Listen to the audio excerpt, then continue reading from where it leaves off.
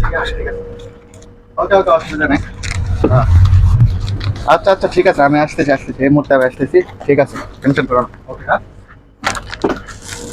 কি খবর ভাই? ভালো। 100 টাকা দিল, টাকা ব্যাক দিল না। তুমি তো চলে গেছে, ওনার তো সময় কম। তাহলে আমার 50-50 ভাগ দেন।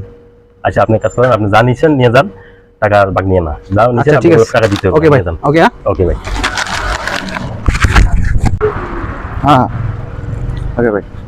হ্যাঁ ভাই, আমি তো আপনার 100 টাকা দিয়ে গেছি, তো টাকা ফেরত নেই। আপনি তো চলে গেছেন, আমার দোষ?